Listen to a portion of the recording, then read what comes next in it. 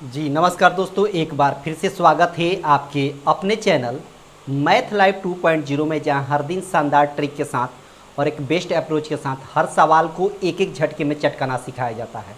तो आज का सेशन बहुत ही ज़बरदस्त और तगड़ा होने वाला है। लगातार आपको बेसिक मैथ का ट्रिक मिल रहा था, लेकिन आज जो है सेशन बिल्कुल स्पेशल होने वाला है, क्योंकि बिहार पुलिस में जो भी एसआई में मैथ का सवाल पूछेगा या कांस्टेबल में, वो सवाल आपको मैं लेकर आया हूँ। 8 से 10 सवाल जो पूछने वाला है वही पैटर्न, वही लेवल, बिल्कुल प्रीवियस ईयर सवाल को ही लिया गया है, ऐसे समझिए, जो 2024 में पूछा हुआ है। ठीक है ना? तो दिल थाम कर बैठेंगे और बेहतरीन तरीके से हम लोग सीखेंगे सवाल को चटकाना। आपसे छोटी सी गुजारिश है कि जो विद्यार्थी इसका फ़ायदा उठाना चाहते हैं, फटाफट उसको आप शेयर कर दें अपने दोस्तों के पास, ताकि उनको ये वीडियो पहुंच सके। ठीक है ना? तो बिना देरी के हम लोग शुरू करेंगे, सवालों की दुनिया से शुरू करेंगे, है ना? सवाल से शुरू करेंगे और बिल्कुल प्रैक्टिस सेट लगातार चलता रहेगा और मिलता रहेगा जब तक आपका पेपर ना हो जाए। ठीक है ना? तो अंत तक बने रहिएगा। हर क्वेश्चन आपको कुछ ना कुछ सिखा कर जाएगा और हर क्वेश्चन में कंसेप्ट सिखाया जाएगा, यकीन मानिए, और ट्रिक भी सिखाया जाएगा। जैसे पहला सवाल क्या कहता है, ध्यान समझिएगा। पहला सवाल में आपसे बोला है कि दो संख्याओं का योग दिया है, दो संख्या ए और बी है, इसका योग दे दिया है आपका कितना, 28 दे दिया है, और इन दोनों संख्याओं का गुणनफल जो है वो दे दिया है 182 दे दी 187 दे दिया है। कितना दे दिया है? 187 दिया है। ये सवाल दे दिया है। अब ना हम ऑप्शन की सहायता से चटकाएंगे। जैसे पहला ऑप्शन दिया है 11,7, दूसरा ऑप्शन क्या दिया है, 11,17 दिया है, दूसरा ऑप्शन आपको दिया है आपको कितना, 12,16, तीसरा ऑप्शन सी ऑप्शन जो दिया है वो दिया है आपका 13,15 दे दिया है, और चौथा ऑप्शन जो दिया है वो 21,7 दिया है, 21,7 दिया है। अब ट्रिक क्या है ये समझिए, ट्रिक इसमें क्या है ये समझिए। ये तो सवाल आपको दिया रहेगा, ये पेपर में आपको दिखेगा। पेन से कैसे चटकाना है ये देखिए, पेन से कैसे चटकाएंगे। सबसे पहले देखिए, ऐसी दो संख्या कौन ऐसा है जिसको गुणा करने पर 187 आ जाए।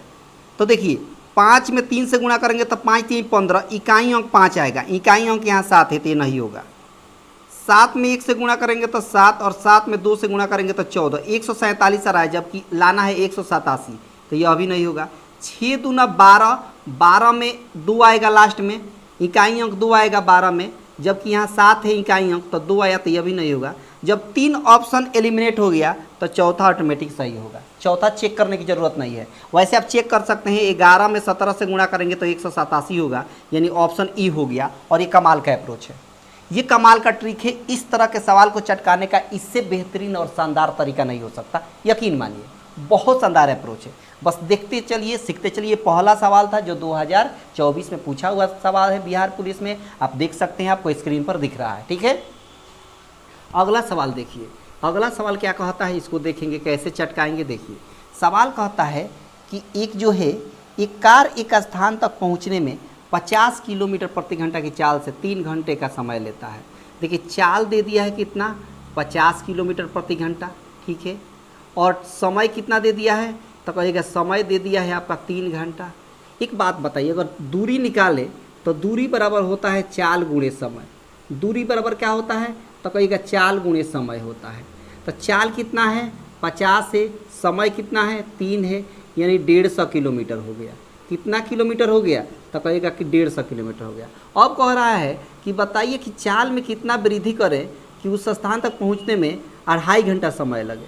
चाल में हम कितना वृद्धि कर दें, तो चाल पहले 50 था, हमने x वृद्धि कर दिया, तो चाल बराबर होता है दूरी बटा समय। दूरी उतना ही है जितना पहले था, 150 पहले था, अभी भी 150 है, लेकिन अब समय 3 घंटा नहीं लग रहा है, अब समय जो लग रहा है वो 2.5 घंटा लग रहा है। अच्छा, 2.5 घंटा का मतलब क्या होता है, 2.5 घंटा का मतलब होता है 5/2। इस 2 को हम ऊपर लेकर चले जाएंगे और 5 नीचे रह जाएगा। 5 से काटिए, 150 में भाग दीजिएगा तो 30 बार में कटेगा। 30 में 2 से गुणा करेंगे तो कितना होगा, 60 हो गया, और इधर 50 प्लस 1 से, तो x का वैल्यू निकालेंगे तो 50 उधर जाकर घट जाएगा, तो 60 में से 50 गया तो 10 हो गया। यानी कितना बढ़ाना पड़ेगा, तो कहेगा कि चाल को 10 किलोमीटर प्रति घंटा बढ़ाना पड़ेगा। चाल को कितना बढ़ाना पड़ेगा, 10 किलोमीटर प्रति घंटा का मतलब ऑप्शन सी हो गया। ऑप्शन सी आपके सवाल का करेक्ट आंसर रहा। बोलिए कोई दिक्कत हुआ तो कहेगा बिल्कुल दिक्कत नहीं हुआ, बहुत शानदार अप्रोच है, बहुत शानदार ट्रिक है। इस तरह के देखिए समय चाल दूरी पर आधारित जो सवाल होता है उसमें एक ही फार्मूला लगता है और इसकी फार्मूला से पूरा चैप्टर खत्म। आई होप कि आपको समझ में आ गई होगी, आराम से ख़त्म हो जाता है इस पर। ठीक है, बने रहिए अंत तक, बहुत कुछ सीख कर जाइएगा। बस देखते रहिए, सीखते रहिए, हंसते रहिए, मुस्कुराते रहिए और सवालों से आप परिचित होते रहिए कि किस तरह का सवाल पूछा है। अगला सवाल पूछा है कि वृत्त के बाहर स्थित आपको एक बिंदु लेना है। ये वृत्त हो गया और इसके बाहर एक बिंदु हमने पी ले लिया और इस पर दो स्पर्श खींचा, एक इधर खींचा और एक मैंने इधर खींचा, दो स्पर्श PA और PB दो स्पर्श रेखा खींचा। याद रखिए वृत्त के बाहरी बिंदु से खींचा गया स्पर्श रेखा दोनों आपस में बराबर होती है। वृत्त के किसी बाहरी बिंदु से खींची गई स्पर्श रेखाएं आपस में क्या होती हैं, तो कहिएगा कि बराबर होती हैं। क्लियर हुआ? अब देखिए, अब इसमें स्टेटमेंट दिया है, पहला स्टेटमेंट, दूसरा स्टेटमेंट। पहला स्टेटमेंट बोला है कि वृत्त के बाहर से स्थित किसी बिंदु से खींची जाने वाली वृत्त पर एक और केवल एक स्पर्श रेखाएं होती, एक नहीं, केवल एक नहीं स्पर्श रेखाएं होती है। वृत्त के बाहर से खींची गई दो स्पर्श रेखाएं होती है, तो पहला स्टेटमेंट गलत हो गया। दूसरा पूछा है कि वृत्त के बाहरी बिंदु से खींची गई स्पर्श रेखाएं आपस में बराबर होती हैं, बिल्कुल बराबर होती है, तो दूसरा स्टेटमेंट बिल्कुल सही है। यानी पहला गलत दूसरा सही है, पहला गलत दूसरा सही है। तो पहला गलत दूसरा सही का मतलब ऑप्शन बी हो गया। पहला जो है कि गलत है, दूसरा सही है। पहला असत्य है और दूसरा क्या है, सत्य है। दूसरा क्या है, सत्य है।